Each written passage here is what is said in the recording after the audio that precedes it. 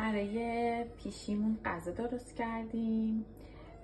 پیشی من 2.5 ماهشه. من ترجیح میدم فعلا غذا رو به صورت پوره بهش بدم چون هنوز خیلی کوچیکه.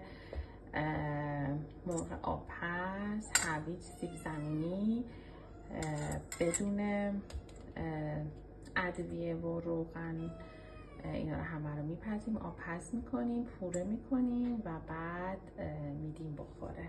خیلی هم دوست داره.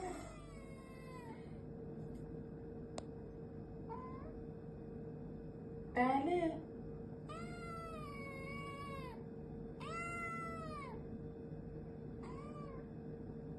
خب اینم غذای پیشیمون. میکسش کردیم، به صورت پوره در آوردیم. البته من با گوشت کوبیدم.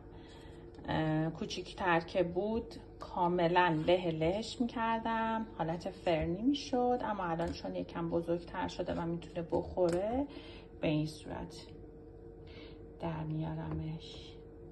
یک کمی هم آب مرغ خودشو، آب مرغی که مرغ و هویج و سیب زمینی باش پخته بود و قاطیش کردم که خیلی سفت نباشه.